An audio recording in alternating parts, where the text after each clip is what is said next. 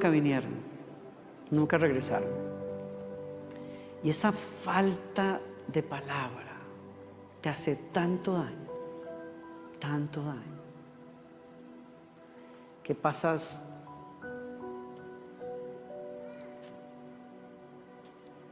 buena parte de la vida diciendo, no se puede confiar en los seres humanos. Y te golpea más fuerte cuando dices, Dios dice, pero yo no sé si Él realmente quiere decir lo que dice. Yo no sé si Dios realmente cumplirá. Algunos de ustedes tuvieron muy buenos padres y no tienen ese problema. Cuando leen, Dios es mi Padre, yo puedo confiar en Él. Y si Él dice, es así. Pero otros de nosotros necesitamos una conversión realmente, un cambio de pensamiento, pero drástico. Y yo creo que solo el Espíritu Santo puede producir ese cambio en uno. Porque incluso uno puede leer en la Biblia, pero a la hora que uno quiere aplicarlo, no funciona. Uno siempre está dudando, ¿no? Y Dios creo yo que sabe que los seres humanos somos gente profundamente quebrantados. Yo en esa área, usted en otra área. Él se dedica con mucho cuidado a tejer a través de los profetas la belleza de su palabra, que registró sus tratos con Israel, para que cuando nosotros miles de años después lo leyéramos, a los de corazón huérfano nos sanara el corazón. Y a los que tuvieron padres buenos que ya no están, entren en una relación con Él donde digan, yo tengo un mejor padre que el mejor padre que alguien pudiera tener.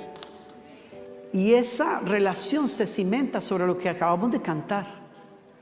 Fidelidad no se produce simplemente porque uno diga, yo soy fiel. La fidelidad se manifiesta ante la posibilidad de la infidelidad. Uno no sabe que es fiel hasta que uno ha tenido la posibilidad de no serlo al frente y uno dice, podría, pero no puedo. ¿Por qué? Porque yo le debo una promesa a alguien. ¿Ya?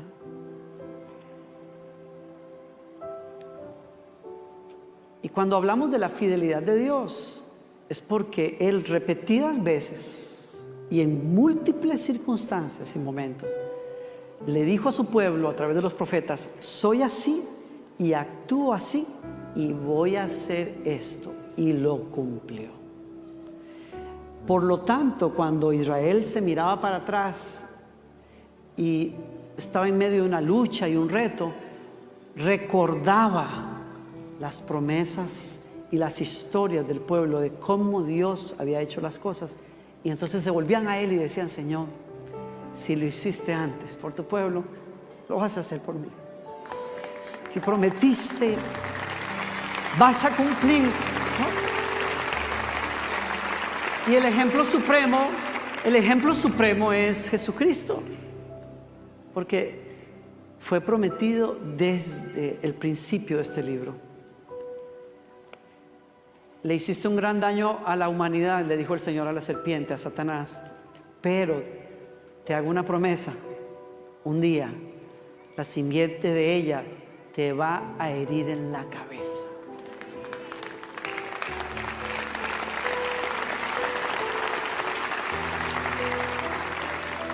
Y pasaron miles de años. Los profetas siguieron hablando, diciendo, vuélvanse a Dios porque Él va a cumplir su promesa. Él les va a hacer a ustedes un pueblo. Él les va a redimir de sus enemigos si se vuelven al Señor. Vendrá un día ese que enjugará toda lágrima y romperá el yugo del pecado sobre sus almas y los conectará con Dios.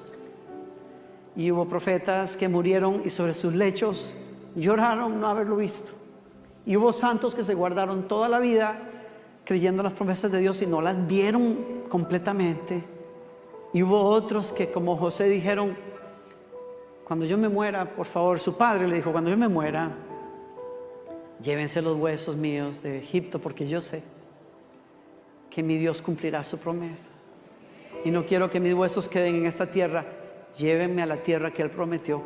Y hubo algunos que dijeron, con mis ojos miraré la salvación de mi Dios. Y Job lo dijo, aunque Él me destrozara, aunque Él se olvidara de mí, yo sé que de alguna manera un día me levantará de la tierra y con mis propios ojos miraré la salvación de Dios. Y el Señor, bendito el día en que dice la Escritura que el padre de Juan el Bautista dijo, el Señor nos ha visitado como el rocío que cubre la tierra, y las tierras que estaban oscuras vieron una gran luz, porque el Señor visita a su pueblo, y era la venida del Mesías, y el Señor lo hizo carne y vivió entre nosotros y nos abrazó, nos sanó, nos enseñó cómo se vive la vida, y murió por usted y por mí y resucitó al tercer día. Y los discípulos lo vieron, lo tocaron, comieron con Él, y cuando Él ascendió a los cielos, pasaron las próximas décadas predicando esto y murieron crucificados, aserrados, olvidados, pero dijeron, lo vimos. Dios cumplió su promesa. Y por eso los apóstoles, cuando tú los lees, te dicen, no importa cuán fuerte se ponga la cosa, no importa cuántas pruebas ustedes vivan, las van a vivir como nosotros, pero guárdense, porque viene el día en que Él regresará.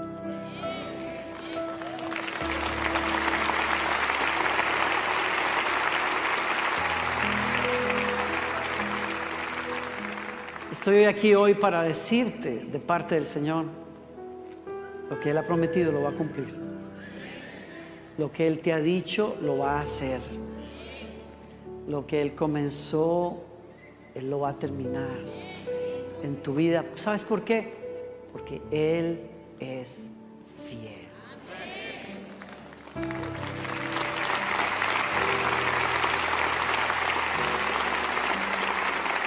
Entonces no te desanimes. No sé por qué a veces las cosas toman tanto tiempo. No sé, quisiera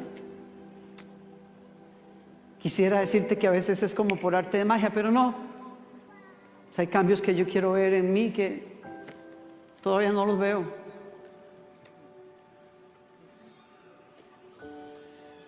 Y créeme, he caminado mucho. Tengo más de 40 años siguiendo al Señor. Un poquito más. Hay cosas que no he visto todavía, pero sé que Él es fiel. Entonces,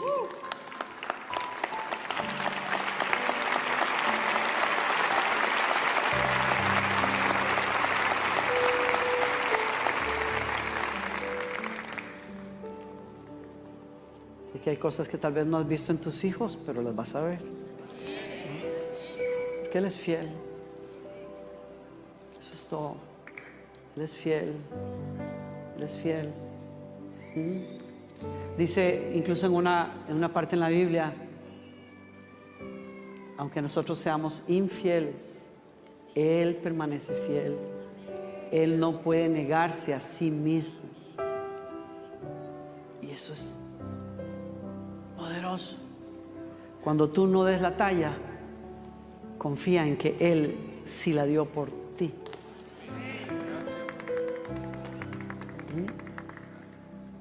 ¿Sí?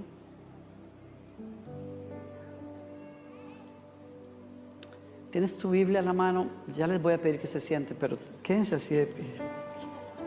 Ya sé que están cansados. Bueno, el que esté cansado, siéntese, no importa. Pero quiero leerlo así de pie. He pasado varias semanas meditando en esto que estás por leer, en Isaías capítulo 55, el verso 10. Porque como descienden los cielos de los cielos, la lluvia, la nieve, y no vuelven allá, sino que riegan la tierra, haciéndola producir y germinar, dando semilla al sembrador y pan al que come. Así será mi palabra que sale de mi boca. No volverá a mí vacía, sin haber realizado lo que deseo y logrado el propósito por el cual la envié. ¿Alguien leyó eso? Se lo leo en una traducción distinta. Lo mismo sucede con mi palabra. La envío y siempre produce fruto. Logrará todo lo que yo quiero. Subrayen eso. Ay, cómo me gustaría que usted tuviera una Biblia impresa en vez del celular, porque usted no puede rayarla, como yo lo hago con la mía. Lo quiero picar para que compre una y la léala así como así. Y póngale tachones y hágale rayas, como yo le hago rayas y cosas y dibujitos y todo, por si acaso, para que me caiga el 20. Pero a mí me encanta rayar eso. Siempre produce fruto. Dígalo conmigo, siempre produce. Y luego ponle atención y subraya eso. Logrará todo lo que yo quiero. ¿Cuánto? Todo lo que yo quiero. No, parece que no oyeron eso. Wow.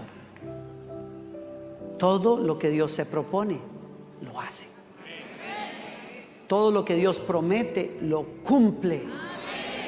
Todo lo que Dios empieza, lo termina.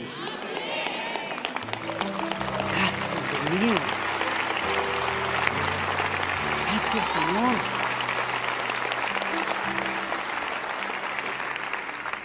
Siéntese, por favor. Tome nota de eso. ¿Sí?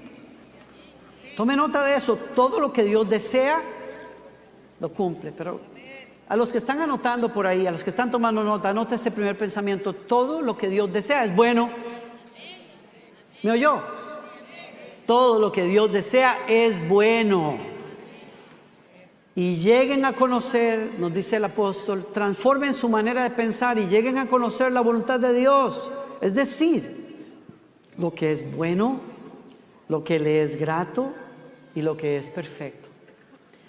Tal vez no le parezca grato a usted, pero a Él le parece grato. Y si Él, que es la verdad absoluta, dice, me es grato, pues que le sea grato a usted también. Si Él dice que es bueno, aunque usted dice, no, esa no era la buena era la rubia de ojos verdes, pero Dios dice, no. Yo te mandé la morena de ojos negros. Y así como que media corbetas, esa es la tuya. Pero Él, que tiene misericordia, te dirige hacia su voluntad. Y aunque en el momento dices, no sé, es bueno, es grato y es perfecto cuando tú sigues su voluntad. Pero yo quiero dejarte eso de base. La voluntad de Dios es buena, es agradable y es perfecta. Todo lo que Dios hace, segundo pensamiento, todo lo que Dios hace, lo hará y lo hace a través de su palabra. Su palabra, esta es la base sobre la cual Dios opera. ¿Tú quieres conocer cómo Dios piensa? Está aquí. ¿Tú quieres conocer cómo Dios opera? Lo que la Biblia llama los caminos de Dios. O sea, ¿cómo es que a Dios le gusta hacer las cosas? ¿Cuál es el modus operandi de Dios? Es como está aquí. ¿Me escuchaste? O sea, cuando uno está tratando con una persona, cuando uno está de enamorado con una persona, uno tiene una fascinación por saber qué le gustará a esa persona. Cuando uno ama a una persona, la ama en el sentido de que uno trata de seguir los caminos de esa persona, ¿no? Para llegar a su corazón. Si usted ama a Dios, usted va a tener una fascinación en su corazón por qué será lo que a Dios le gusta, qué será lo que a Dios no le gusta. Le ahorro trabajo, está aquí, en su palabra. En pocos días estaremos celebrando más de 500 años de la Reforma, que aparte de ser un evento de dimensiones políticas y económicas, que cambió el mundo, que cambió Occidente. Y no se habla mucho de eso por razones políticas también. No se habla mucho de eso por razones religiosas. A Lutero se le ha pintado como un monje oscuro y medio enfermizo. Y eso ha servido muy bien para propósitos de la religión, pero en realidad fue el que gestó una liberación de proporciones nucleares, porque sacó a la gente de la ignorancia cuando la gente pudo accesar por primera vez la Biblia y leerla por ellos mismos y saber que cada creyente es un sacerdote que no necesita de un sacerdote para conectarse con Dios. Y eso liberó al mundo. Y ni se diga, le puedo hablar de eso después, de la revolución industrial y económica y en la ética de trabajo de los países desarrollados, que todavía lo quieran o no aceptar, siguen siendo el fruto de lo que la Reforma comenzó. Eso usted no lo va a escuchar mucho, pero es la verdad. Y todo eso se generó por la palabra de Dios. Entonces, Dios todo lo que hace viene de acá, por la palabra. Por eso usted y yo la necesitamos. Dios dijo sea la luz y fue la luz. La creación vino a ser porque Dios pensó y habló su palabra. Punto. Cuando Dios le dijo, Dios quiso tener un pueblo, le dijo a Abraham, serás padre de multitudes, en tus hijos y en tu hijo bendeciré a las naciones y tus hijos serán como arenas en la playa y como estrellas del cielo.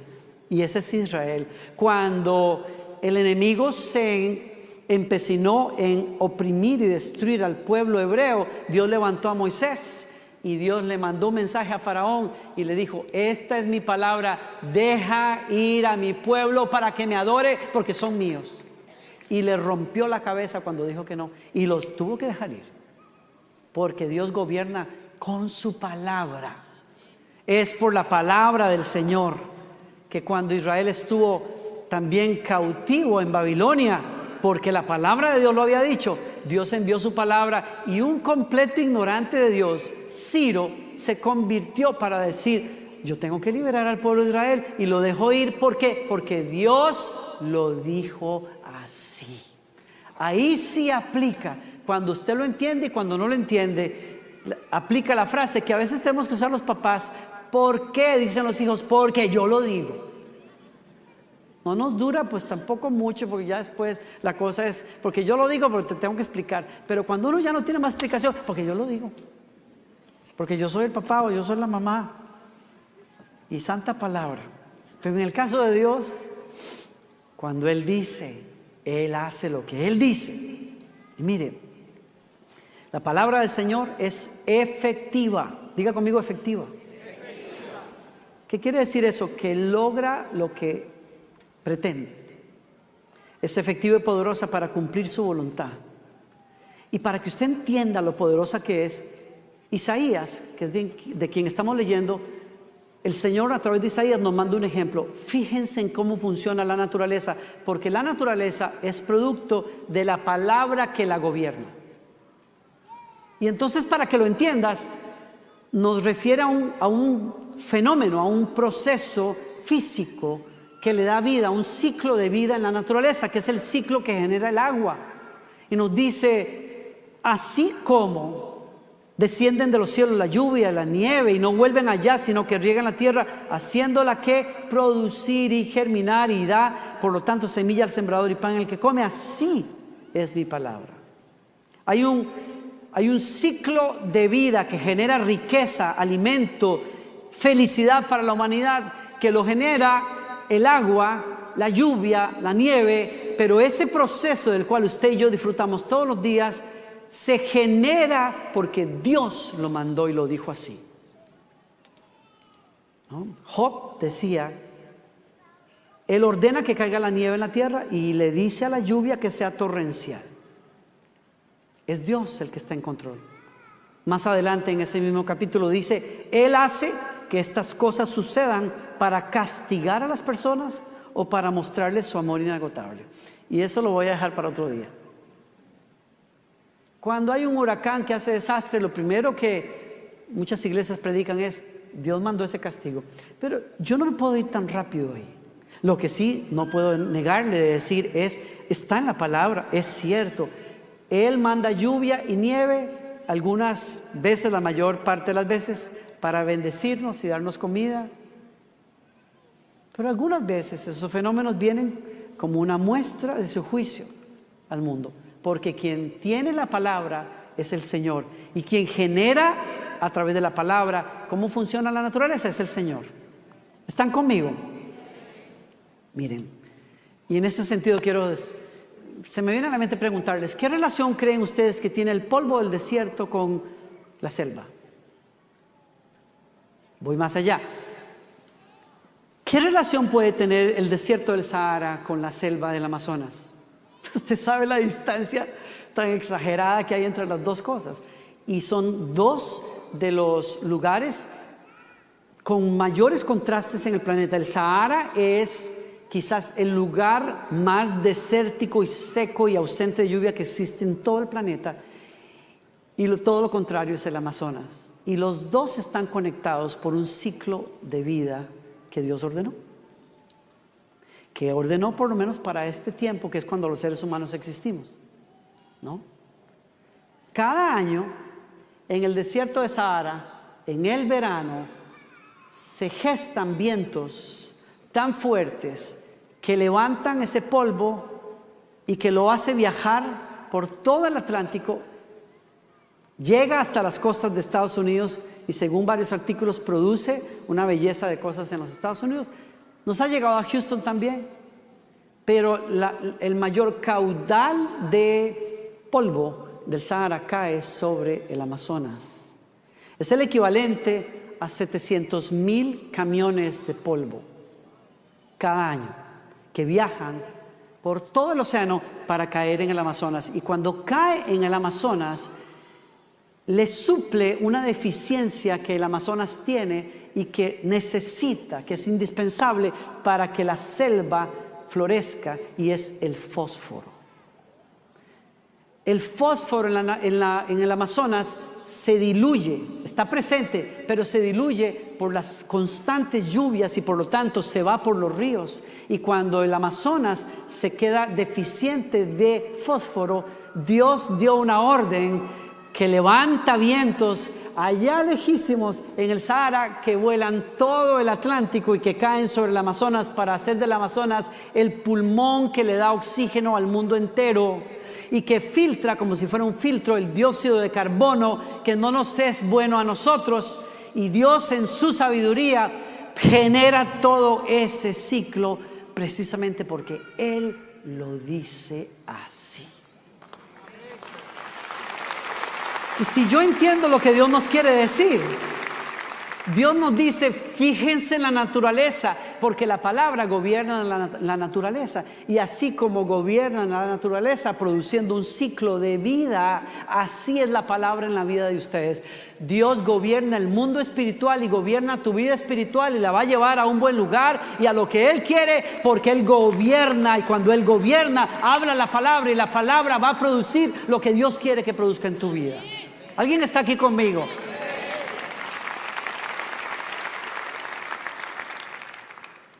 Así será mi palabra que sale de mi boca.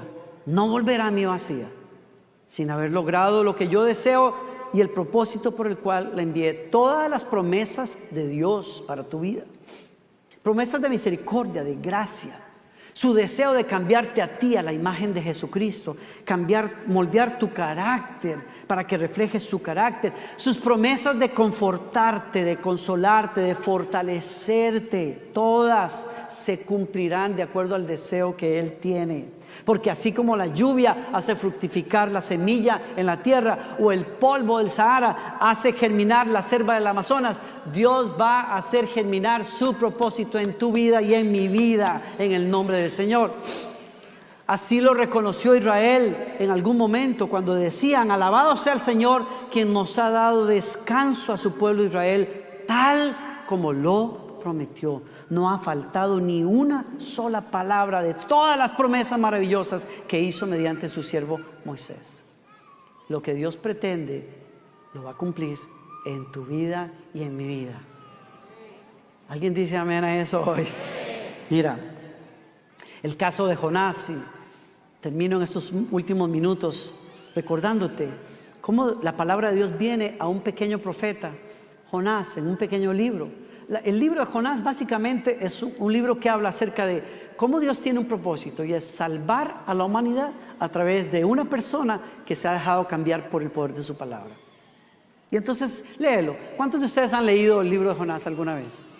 Sí. O más bien, ¿cuántos no lo han leído? Bueno, no tenga pena, ¿no? ¿Cuántos no lo han leído? Porque está muy bueno el libro. Qué rico, les dejo esa tarea esta semana. Y el libro, que es cortísimo. Gracias, sí. El libro es... Gracias, mi amor. Gracias.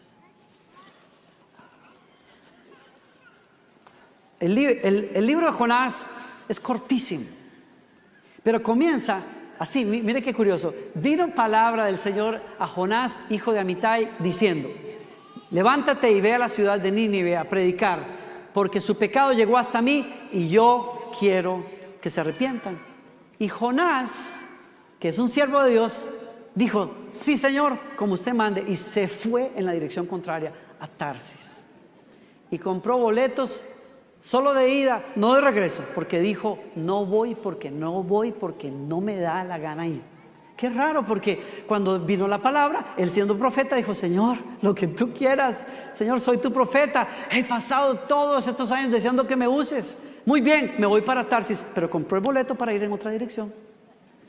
Y me doy cuenta de algo, es una historia tremenda, porque usted sabe que finalmente Jonás fue a predicarle a Nínive al final del libro, y cientos y miles de personas. ¿Qué clase de evangelista habrá sido Jonás? Dios mío, qué barbaridad. Yo no puedo imaginar la clase de autoridad con la que habrá hablado, y el amor y la compasión, que cuando ese hombre predicó, la ciudad entera se puso en ayuno y se arrepintieron, y Dios dijo: perdonaré a la capital del imperio solo porque Jonás estuvo dispuesto. Pero le costó poquito de sudor al Señor, porque el tipo que le dijo: yo voy, al final hizo lo contrario. ¿No le ha tocado a usted lidiar con personas así?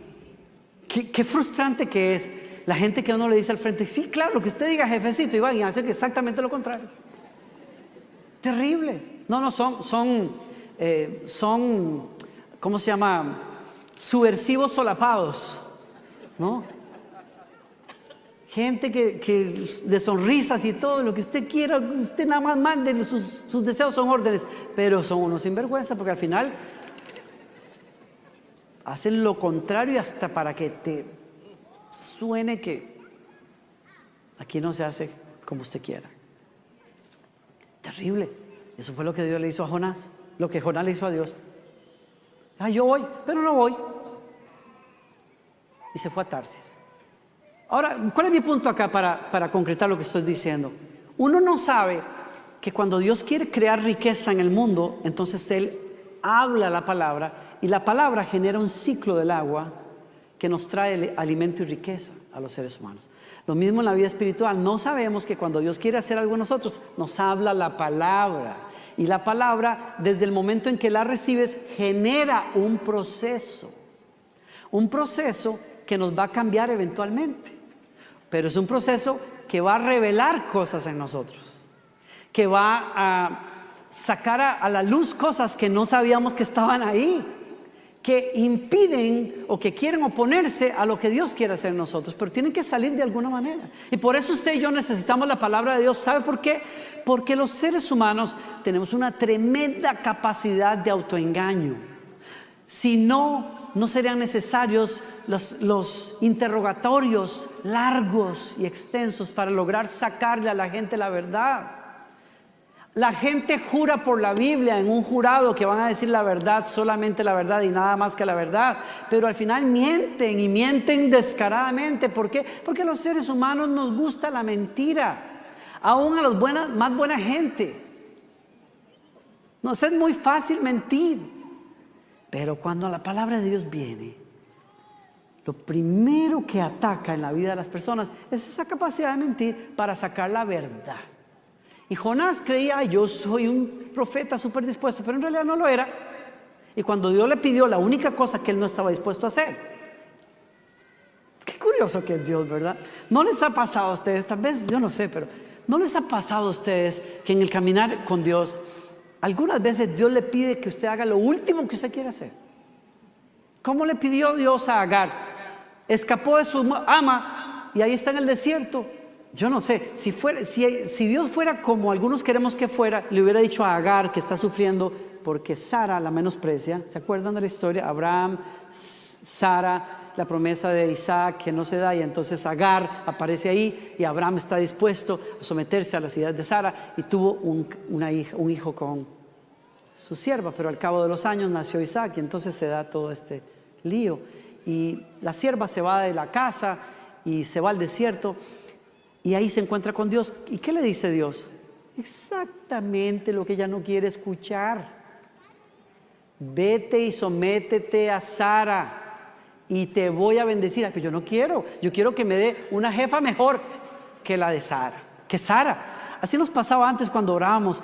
¿Por qué quieres que ore? No, porque este jefe me tiene harto. Y Dios te está diciendo, sométete a ese jefe, pero tú no quieres. Dios...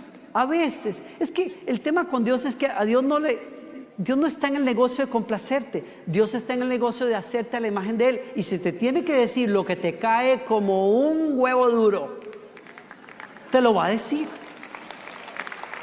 Y por eso no nos damos cuenta que cuando Dios genera su palabra y nos la habla, va a provocar un proceso en nosotros que a veces no es fácil. Yo tuve muchas ganas hace muchos años de salir de mi iglesia de toda la vida y Dios me dijo, no, tú vas a servir ahí y tú te vas a someter. Yo dije, pero no quiero. Pues si tú quieres tratar conmigo, entonces tú verás, ahí nos vemos. ¿Está aquí conmigo?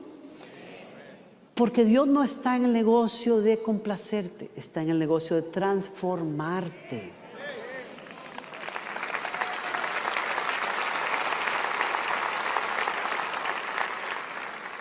Yo creo que tendré que hacer una segunda parte porque ya, qué desastre. Ese es el punto. Generó todo un proceso en donde usted ve a Dios por confrontación en su palabra y por providencia tratando a Jonás como nos pasa a todos nosotros. Por palabra muchas veces o por circunstancias Dios nos confronta. Nos dice lo que Él quiere, cómo es Él, qué quiere Él, cómo nos ve a nosotros. Nos enseña que tal vez necesitamos arrepentirnos, necesitamos pedir perdón, necesitamos restituirle a alguien a quien le faltamos, etcétera, etcétera, etcétera. Nos trata por ahí, pero también nos trata por circunstancias. Te deja un hermano roncón al lado tuyo en mis 20s y yo le oraba al Señor, Señor, conviértelo. Y el Señor me dijo, tú no estás interesado en su salvación, tú lo que quieres es dormir cómodo. Te lo dejo en el cuarto. Y yo, pero ¿por qué, Señor? ¿Tú eres qué masoquista o qué? No, es que yo te estoy tratando. Tú tienes que entender que hay gente que te molesta, que te irrita. Hay situaciones que no son las más cómodas porque yo estoy operando a través de eso para conseguir tu corazón. Y por eso Dios envía una tormenta y envía un pez y envía una situación, una crisis en el barco donde va Jonás y lo lanzan al agua y el pez se lo traga. Y entonces 3 días de silencio. ¿Hasta qué? Hasta que Jonás dijo, Señor, cumpliré las promesas que hice. Y lo vomitó el pez. Me parece estarme viendo yo en mis días de universitario, trabajando con un señor que hablaba hasta por los codos. Si usted me conoce a mí, yo no hablo mucho. Si usted se reúne conmigo, yo rapidito, yo quiero resolver la conversación y ya. Ay, yo le digo yo admiro a mi esposa, porque ¿cómo haces para navegar tantas conversaciones? Y yo veo que las mujeres se reúnen y es que ello es risas y llantos y de todo, y sigue. Yo digo, ¿cómo logran eso? Digo, yo quiero aprender el arte de la conversación así, de que corre. Yo hablé, ya me aburrí. Y ella lo sabe, yo me desconecto rápido y yo me voy para otra parte porque no me da tanto. ¿Por qué dije todo eso? Por mi jefe que hablaba tanto. No solamente eso, sino que era estudiante y yo veía los autobuses de los estudiantes universitarios pasar al lado mío. Yo estoy metido en un camión contando gasillas. Yo decía, pero ¿qué rayo estoy haciendo yo en este camión con este amigo mío? Lo quiero mucho, pero ya no puedo más esta situación. ¿Por qué, Señor? No me dijo por qué, pero en algún momento me dijo, tú no sales de aquí hasta que aprendas tu lección. Dije, ¿cuál lección? A dar gracias por el sustento, a bendecir a aquellos que yo asigné para que te bendigan, aunque no te guste cómo se ven. Y hasta que me salió la alabanza, el fin de año que tuve que abrir cajas de juguetes desde la China que tenían cucarachas de este tamaño adentro. Ese día cuando yo escuché a las cucarachas andar por el plástico, yo dije, Señor, que venga Cristo. Nada odio más en el mundo que las cucarachas, y me las mandaron en una caja desde la China. Y yo tenía que contar cada juguete que estaba dentro de esa caja y dije, ¿qué rayos hago aquí? Mejor comienzo a cantar. Y mi actitud cambió finalmente y el pez me vomitó y Dios me llevó a otra cosa. Porque la palabra va a producir un cambio en tu vida. Genera que te dispongas a Dios y entonces Dios te lleva al siguiente nivel en tu vida.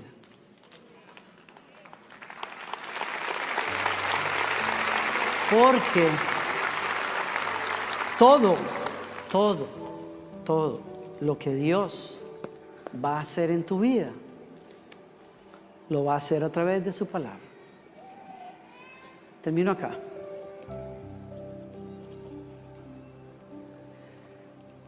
¿Cómo olvidar que en mis años de ministerio vine a los Estados Unidos a una conferencia a Dallas y escuché por primera vez en mi vida a un maestro de la palabra hablar sobre la lealtad? Nunca escuché antes este tema, nunca. Fue tan bello, tan rico y tan confrontativo el concepto de amar a una persona con lealtad, es decir, amarlo a pesar de, amarlo y buscar el bien de esa persona. ¿Por qué? Porque Dios me lo ordena, porque es mi autoridad, porque es mi padre, por ejemplo, ¿no? Amarlo sin condiciones.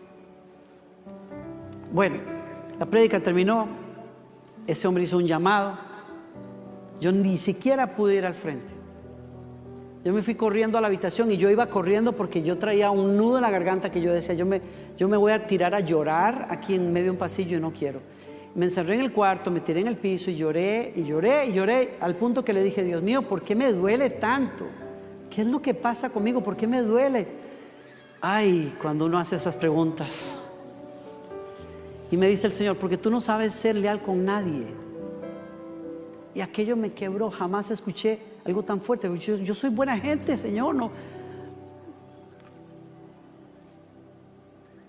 A veces el que más nos ama es el que nos dice lo más duro. No se equivoque. No son los que besuquean. No son los que te felicitan cada vez que te ven. ¡Hey, tremendo! Tú aquí, allá, y tú haces, vienes y vas y tal. No, a veces es la gente que te toca la llaga. Y le dije, ¿por qué? Porque tú no sabes ser ni con tu papá. Y aquella figura se puso tan clara delante mío. Claro, es que es una relación quebrada, es un hombre que le faltó a su palabra. Yo no puedo confiar en él, yo exijo de él y no me da. Y me quebré. Y me dijo, ¿y tú no eres leal conmigo tampoco? Y ahí me deshice. Y yo hice, miren, esto es muy privado, pero se los cuento con un propósito. Hice un pacto con Dios y le dije: Señor, yo determino hoy, yo voy a ser una persona leal contigo. Me bendigas, no me bendigas, me des, no me des. Me des, no me des, me uses o no me uses como yo te he pedido que lo hagas. Yo te voy a amar todos los días de mi vida, Señor, te voy a servir, indistintamente de lo que tú me des o me niegues. Y entonces me pidió algo: llama a tu pastor. Y llamé a don Raúl. Mi pastor de toda la vida, que es una figura de padre, me escuchó primero sollozar en el teléfono y después balbucear: perdón, perdón, perdón, perdón, perdón. Y me dijo, ya finalmente me dijo: mijito, mijo, ya cuando venga a Costa Rica hablamos. Ya fue como que él dijo, ya como que mucho. Le pedí perdón por 7 pecados, me dijo él. Cuando llegué a Costa Rica, bueno, terminé mi oración ahí y el Señor me dijo: lo que hoy pasó en secreto, un día tú lo vas a hacer público. No supe qué quería decir, pero cuando yo llego lunes a Costa Rica y mi pastor me permitía estar en la reunión de pastores, aunque yo no lo era, pero era un ministro de la iglesia, entonces él quería tenerme cerca y me dijo: quiero que estés en la junta de pastores cada semana cuando no estás de viaje. Así es que estoy ahí. Cuando él termina la reunión, le dice a todos, se voltea a mí y me dice: Danilo, ¿por qué no le cuentas a los pastores lo que me contaste por el teléfono el otro día? Y ahí me acordé de que el Señor me había dicho: vas a hacer público lo que hoy pasa en secreto. Y ahí pues desembuche, mijo. Y en esencia le dije: tú sabes cuántas veces yo me he resentido porque yo creía que tú como pastor deberías de apoyarme y no lo hiciste. Cuántas veces yo he ido en nombre de esta iglesia a ministrar y he dicho que voy de parte de la iglesia, pero yo no veo el apoyo de esta iglesia. Cuántas veces ahora que viajo y que me codeo con ministerios y tal, a veces he venido acá y te veo de menos y etcétera. A usted no le importa lo que le dije, pero fue muy puntual. Y le dije: y me arrepiento de todo eso. Te pido perdón. Y le dije: el Señor me ordena que yo sea un hombre leal hacia tu persona. Nunca permitiré estar en una mesa más donde se hable de tu persona y yo quedarme callado como lo hice muchas veces. No permitiré agendas personales egoístas en mi corazón. Voy a servir a esta iglesia simplemente porque Dios me lo pide y te voy a amar, me des o no me des. Y no se crean que me estoy echando flores en lo que estoy diciendo. Fue un pacto que Dios me pidió y les puedo decir delante de Dios, lo he cumplido hasta el día de hoy. Aunque cuesta sangre a veces, aprendí a ser leal por la palabra del Señor. Soy leal con mis amigos, soy leal con mis autoridades. Yo he tenido que cortar amistades precisamente porque hablaban en contra de este lugar donde yo estoy y les he tenido que decir: ¿usted creen que yo voy a morder la mano que me da de comer? No solamente por eso, no es porque esta iglesia me sostiene para estar aquí, no es eso. Es porque yo no puedo ser desleal hacia la persona que Dios puso sobre mi vida. No puedo, yo tengo que amarlo y respetarlo. Yo no puedo estar parado en esta iglesia, siendo pastor de esta iglesia, con planes de poner mi propia iglesia. No puedo. El día que a mí se me ocurra eso, yo tengo que renunciar de acá porque yo no puedo. Porque Dios me ha pedido que sea leal. Y leal significa, yo no tengo otra agenda, es Dios me puso acá, yo voy a servir a Joel Austin y a su familia hasta que Dios diga, y se acabó. Ya se acabó. Entonces,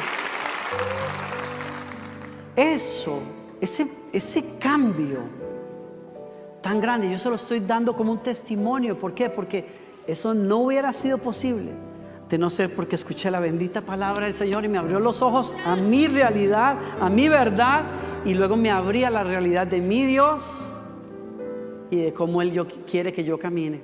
Y eso sucede a veces porque un amigo se sienta contigo y toca la llaga. Otras veces sucede en un momento de oración y adoración, como nos pasa aquí. Otras veces sucede porque alguien predica y la palabra viene a tu vida. Y otras veces sucede en tu momento de discipulado personal, cuando abres la Biblia todos los días y lees y algo ahí te enseña la verdad. Y te dice, tienes que caminar diferente, tienes que pensar diferente.